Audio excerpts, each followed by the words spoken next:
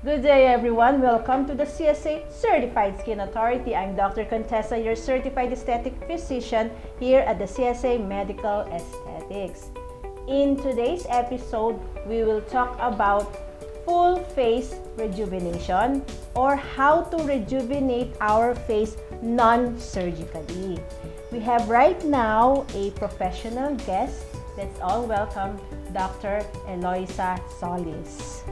Welcome, Doktora! Hello po. Ayan.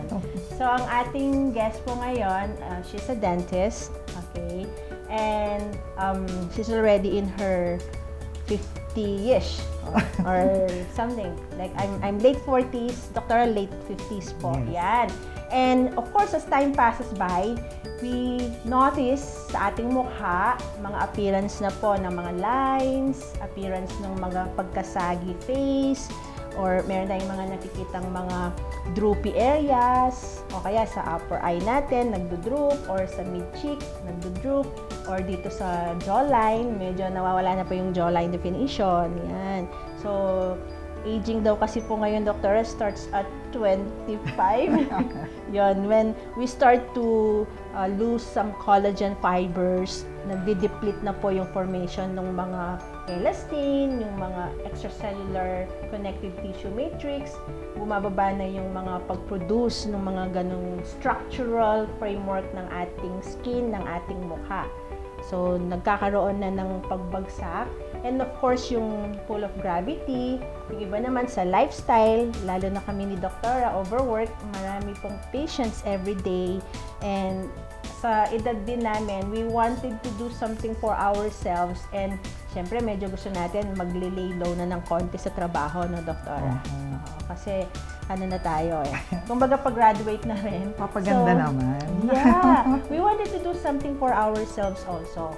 Ayan. So, itong part na to, since we are presenting or talking about full face rejuvenation, before any procedures, we have to do a so-called face mapping or face assessment. Kailangan muna natin i-address yung mga concerns for specific parts of our face. Yan, when we do face assessment, it's better to do it yung by zones.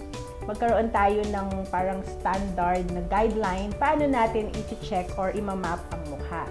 So, we can assess by zones. So, merong isa yung tinatawag na rule of thirds, yung upper third, middle third, lower third. So, yung upper third ng mukha is from the hairline to the eyebrow region. So, sa upper third, what do we check? Yung kanyang forehead area, is it full? Or medyo mayroon na bang pagkasunken? Or tawag doon, kung nagiging concave na ba yung ating forehead.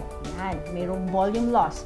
Another one, yung chine-check, yung mga forehead lines or yung glabellar lines here. Yung iba tawag nila onse.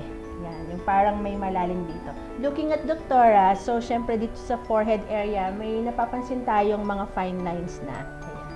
So, a little bit of mga static lines. Static line, yung kahit hindi mo ginagalaw yung muscle, meron siyang linya. Okay? Pag dynamic naman, you have to move the muscles to see the lines. Okay? So, meron na tayong static line. Yan. Pag minove po ni Doktora, yan, mag-frown siya, may nakikita rin tayong dynamic line. So, yan, ina-address natin with injection of ating mga neurotoxins or botulinum toxin. So, when we go laterally naman, we check also dito na yung sa temple region. So, actually, I noticed kay Doktora, meron ng beginning volume loss. Kasi as time passes by, yung mga tissues natin, they undergo a so-called atrophy or parang numinipis din. So, lumalalim, nagkakaroon ng volume loss. So, pagka nag-volume loss to, ang nangyayari sa mid-face, lower face, nagkukulang ng support. Okay? And then, eyebrow region, chine-check din po natin. For some cases, they will notice nag-drop na yung eyebrow region. Okay? And then, kasama yung upper eyelid. So, kay Doktora, na-notice nyo rin po, no, Doktora, yung skin sa upper eye area, this part here, it's already lax. So, nagkakaroon na ng droopiness or hooded eyes. So, concern din po namin ni Doktora yon. Now, when we go to the mid-face, so eyebrow region to the subnasale or below the nose, yun po naman yung tinatawag na mid-face. So, sa mid-face yan, we check already yung side ng mata, presence of periorbital wrinkles, and then yung aming under eye region, so yung puffiness under eye, and then the sagginess of the skin under eye, and then yung tear trough na tinatawag. And here also, we notice meron na rin yung beginning mid-cheek groove, or yung tinatawag lang Indian line, this one here. So, nasojugal line to this part here, or mid-cheek groove. And then, pag nag-create na ng groove here, nagsasag na po yung tinatawag na malar cheek region. So, bumababa po ito and creating this fold here, the so-called nasolabial fold. So, sa mid-face area, that's the one we also assess. Kasama na yung lateral cheek. Some of my patients meron tinatawag na hollowing na, Doktora, here. Yung volume loss. Pero kay Doktora, okay pa naman. Accepted kasi nakaka-add ng contour. Diba, Doktora? Yung tinatawag na contour shape here or OG curve here. Now, going to the lower third of the face. So, this one naman, lower third is from the subnasale, below the nose, to the chin. Yan. Looking at this one, so, yan po, with pull of gravity, right, Doktora? Tapos, weakened yung mga collagen structures or support ng face. Nagwi-weaken din, and then it goes down like this. Yes, we call this jowling. And then, we have loss of definition of the lower third, the jawline area. Kasi nga, yung as time passes by, because of the weak support, so yung tissue sa taas parang pababa. So, yung used na look na inverted triangle, so nagiging upside down na. Nagiging pyramid na raw po. Or, we tend to have this heavy bottom appearance, or yung shape dapat natin inverted triangle, nagiging squarish na as time passes by. So, nagkakaroon din po ng sulcus here or pre-jowl sulcus. And then sa chin po ni Doktora, it's ano naman, full chin pa, okay pa. Actually, she has this good dent here. I like this one. No, magandang shape din po yan, nakaka-sexy yan. Cleft chin, okay? And then, when we assess also, yung tinatawag na A-line, okay, actually, kailangan lang ng projection ng chin. And if we follow yung rule of proportions na yung 1/3, 2/3 rule here, so we need to have some projection ng sa chin. So that's how we do a face mapping or face assessment, yung tinatawag na rule of thirds. The others naman, rule of fifths, yun naman yung vertical 5 lines naman po. Okay? But for a simpler assessment, we can follow yung rule of thirds, horizontal lines lang. Yan. So, actually, we have discussed a lot of things. We need to address a lot of things. But if you're gonna ask me right now, I wanted to address yung specific areas na magbibigay ng magandang impact or malaking impact sa pag-rejuvenate ng mukha. Okay? If you're gonna ask me, I actually wanted to correct temple volume loss ni Doktora. And then, itong under eye, infraorbital region, I need to do a lifting here to also get rid of the nasolabial line. Okay? And also, malift ko na rin yung marionette line here and the jowls here. Okay, exciting, Doktora. Okay. Yan. As much as possible, she wants a procedure na walang mahabang downtime, and she won't have those bruises or swelling because she works a lot to busy rin ng clinic ni Doktora. And her patients would want to see her fresh looking, younger looking. We wanted a procedure po, pareho kami ni Doktora. You want also yung medyo subtle, pero na-refresh. We don't want yung masyadong bigla na alter yung look natin, and the people will be talking about you already. You have done something obvious, right? Yan, excited po ako. We have discussed a lot of things. Natuto ako, Doktora. Okay, hopefully natuto kayo dun sa assessment na yan. So, amin pong ipagpapatuloy kung ano ang procedure na ating gagawin for Doktora Eloisa sa pagbabalik ng CSA Certified Skin Authority.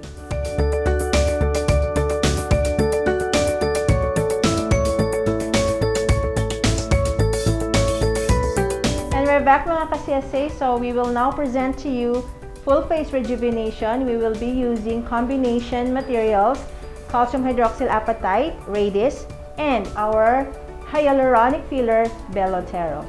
So we'll be starting with our Radiesse. I'll be using the so-called bold lift technique, whereby we have 7-point injections The purpose is to do lifting for saggy tissues. Okay, so we have again with us Dr. Eloisa. I'll be starting on the upper area, upper third region. So we wanted to lift the upper eyelid. Okay, we mentioned a while ago that we already have droopiness and sagginess in the upper eyelid region. So we have the first point of injection is at the arch of the eyebrow. Okay, so I'll clean the area. And one technique that I do here is to pull the skin upwards. I did markings already for my injection points.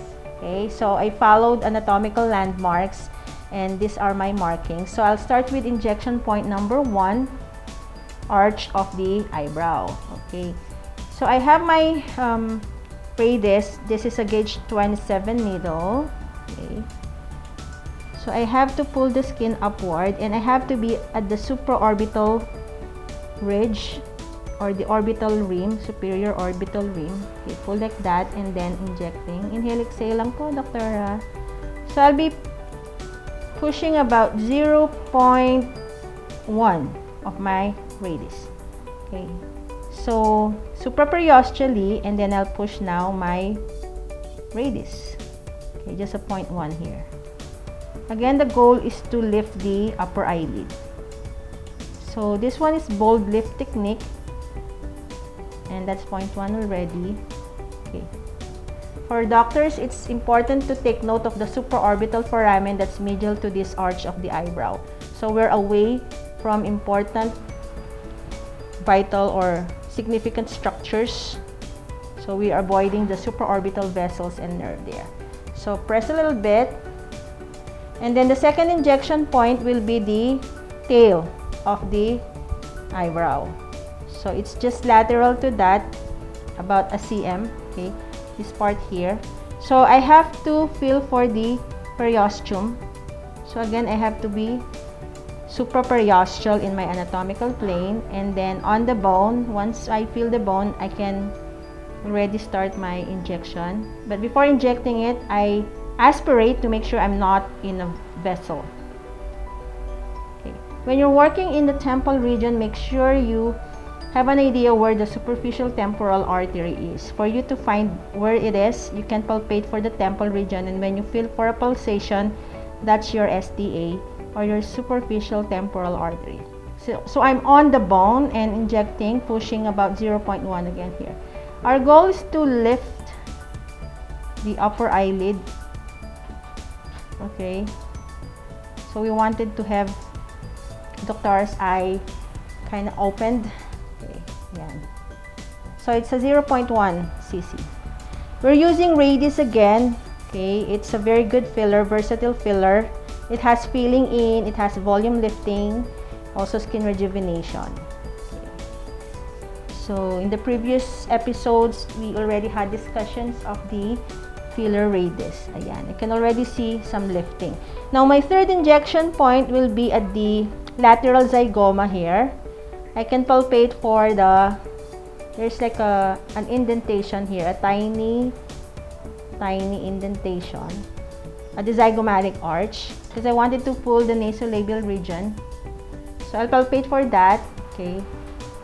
Then onto the bone, aspirate, and then push 0.1 again.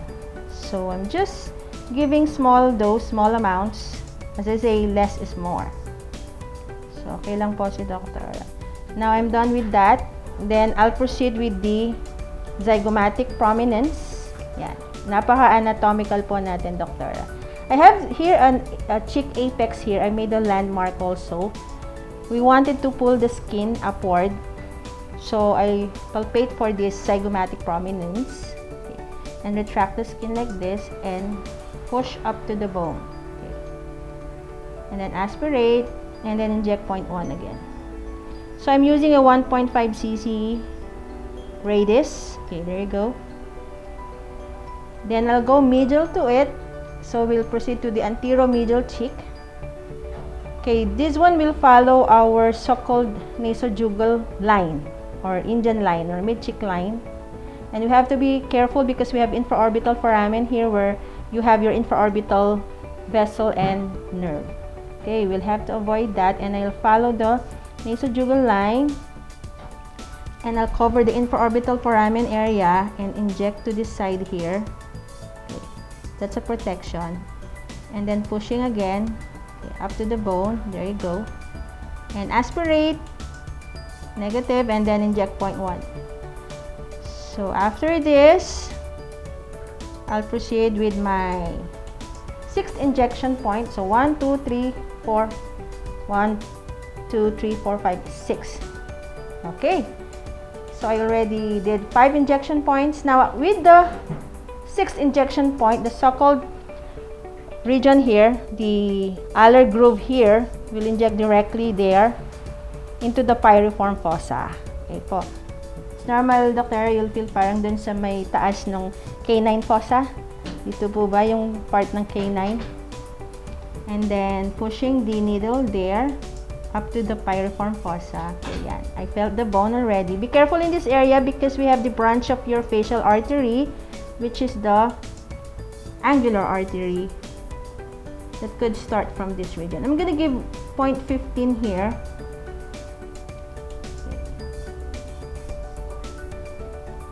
So we have a 0.15 there. The goal is to treat the nasojugal rather than nasolabial fold here. Okay.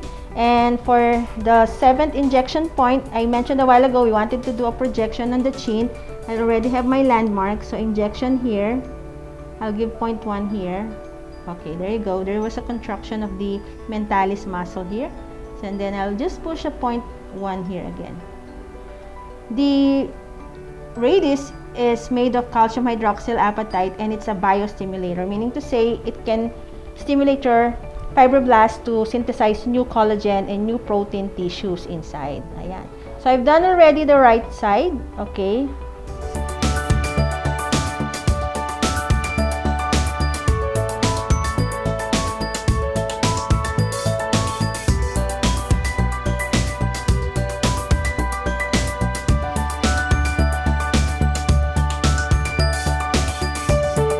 So we have done Radiesse injection using the bold lift technique.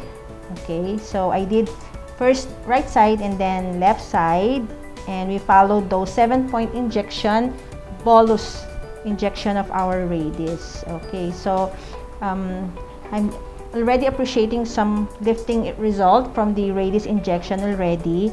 Then we'll also be doing injections of our hyaluronic fillers on the temple, and also we'll be doing on the infraorbital region. Okay, so we'll be presenting to you another type of a filler when CSA returns.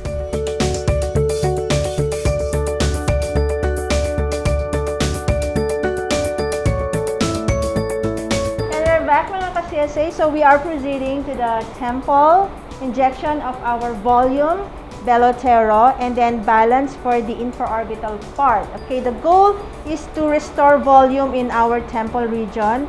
So once you restore the volume here, you have a pulling effect on the mid face and the lower face. So I'll be starting right temple area. Okay, I'll be just doing an injection technique here, a bolus injection. I wanted to correct the temple volume loss. So my landmark will be again the temporal fusion line, and then the orbital rim, this part anterior-inferiorly, okay, and then hairline on the posterior region. Okay, I just wanted to stay 1 cm near the temporal fusion line, and I want to avoid the superficial temporal artery here and some of the deep temporal vessels that we have at this region. Okay, yan, Doktora, ha, talagang may review ng anatomy. Siyempre po, pag mga medical professionals ang ating mga ginagawa ng procedure, it's very important that we really know all these important anatomical landmarks. And I'm looking at her temple region. I can see sentinel veins here, some veins here. So once you visualize those veins, you already have to avoid them. And I'm looking at the deepest part, yung pinakamalalim na part po, yun ang i-fill in ko. So I'll be using my volume from Belotero product from MERS. So a while ago, we did already Radiesse at the arch of the eyebrow and then the tail. Right now, I'll be going laterally or the temple region, but I'll be staying as much as possible within or beneath the temporal fusion line. Okay, I'm just palpating for the deepest part, the one that will really need a lot of volumization here. Okay. So I'm using a needle, so it's gonna be a volume using bolus injection. Okay. So immediately I felt the periosteum, the bone already, and then I'll aspirate, and then I'll push half ml of this volume product. Okay. I like this region because I can just massage the filler after I have injected it. Just massage into the temple region. Okay lang po, Dr. Okay lang po. I'm injecting slowly. Okay, slowly. Sorry po, there's just discomfort when you feel like yung grit ng needle on the bone. Okay, I'm just looking at the lines so I know how much I am already injecting. Actually, I am palpating the pulsation from the superficial temporal artery, so I'm away from that vessel. So my push is just a slow injection. Okay, so dahan-dahan lang po tayo. So when you do injections like this, it has to be done carefully. Okay, especially temple region. It's a region whereby we have a lot of important vessels here. Okay, so I'm already pushing about nearly half of the syringe. Okay, dahan-dahan lang po. Then I can just massage the filler to go into the inferior part of the temple.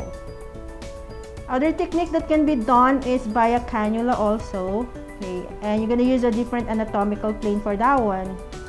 This one is supraperiosteal anatomical plane. Okay, so I'm already in my 0.5 mil na po. Ayan. Okay, so I can already massage lang yung filler volume. So the good thing when I injected here, it's on the bony region, and I can just massage it downwards like that. Because when you inject filler within this region, you have a lot of vessels there, and the thing is, it could just go within the fossa, Doctora. Diba? There's this space here. It might just go downwards and connect to the buccal region. So masasayang ang ating filler. So it's rather safer to inject at the upper part of the temple region.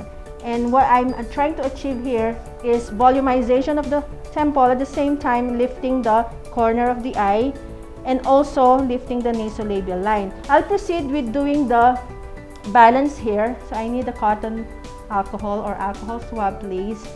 So I can correct already infraorbitally. I'll use now my balance. So I'm puncturing already following the nasojugal groove. Inhale, exhale po, dra. And then I have my Belotero balance. So my entry point is this one, and then towards the nasojugal line, I'll just fill in the tear trough region. Okay. So balance is our product. It's from MERS.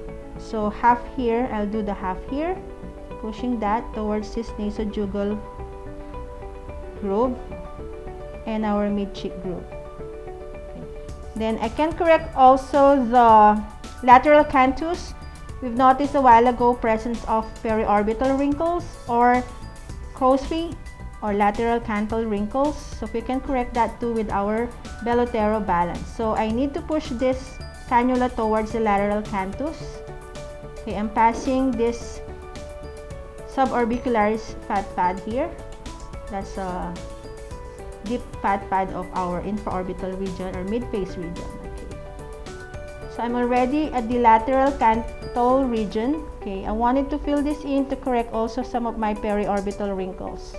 Okay, pushing the hyaluronic balance here. Okay, so I need to finish half of my syringe. This is a very good hyaluronic substance. It's very unique in a way. It has a cohesive property, meaning to say sticky property. Maganda po yung quality ng ating filler. Okay, good. So I have done the right side.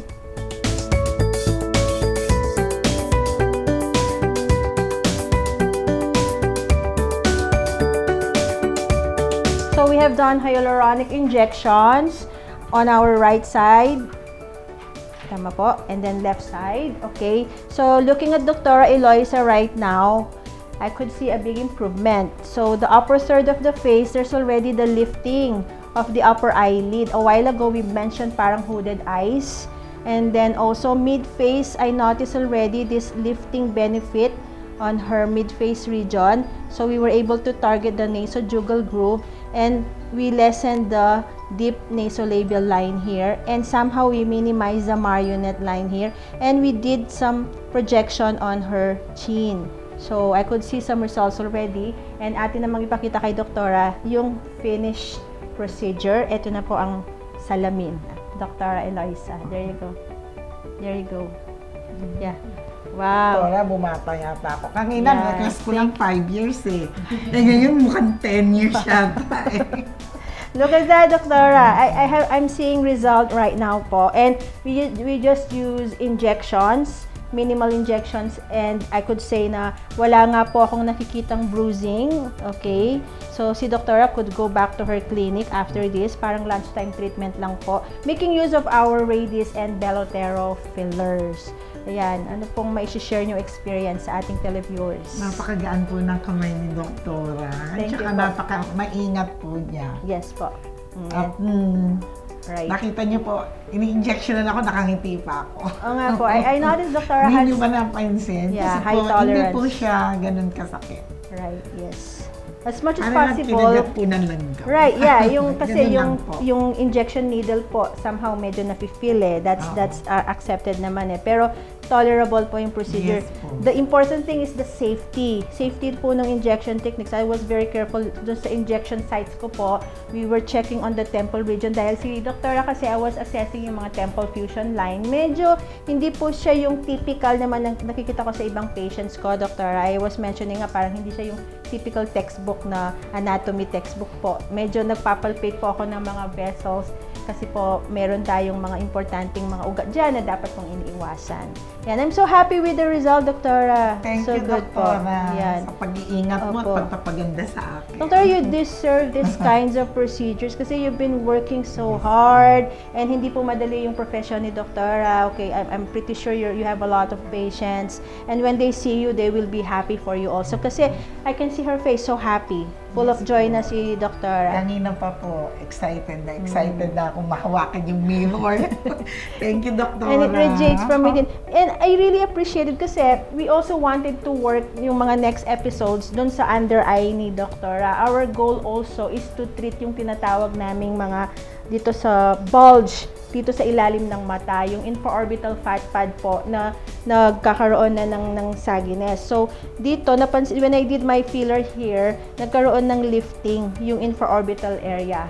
And if you notice, na lessen po yung puffiness ng under eye. So, we were also able to target yung infraorbital bulges din po. And we could do additional treatments, non-surgical, for the correction po, yung full correction ng under eye puffiness po. And na-minimize yung lines dito. Hindi pa po tayo nag-inject ng mga neurotoxins or botulinum toxin, but we can also add that next time for Doktora here. Probably next treatment po natin, talagang yung around eye area ni Doktora, pagagandahin natin, pababatayin natin. It's a peri-orbital rejuvenation. We're trying to complete the full face rejuvenation. So basically, I think we've targeted upper, middle, and lower with these kinds of techniques, combination of our hyaluronic and calcium hydroxyl apatite fillers. Ayan. Maraming salamat, Doktora. Thank you din po. We'll see you again. Titingnan pa po natin ang follow-up po niya. Abangan po natin yan. Okay, mga ka-CSA, if you have any questions, you may email us at csasclinic@yahoo.com. We have our FB page, CSA Derm Centre, and Instagram, CSA Derm Centre. Our clinic is located here at the 2nd floor, Pure Gold Dao Building, Dao MacArthur Highway, Mabalacat, Pampanga. Contact number 045-331-1117 or 0933-860-9193 or 0917-504-4268. And if you want to watch our other videos, we have our YouTube. Only type Contessa Salvador. Thank you very much po, Doktora. Thank you again. God bless you. Okay, God bless your family too. God bless you all. When it comes to natural beauty, you can trust the CSA Certified Skin Authority.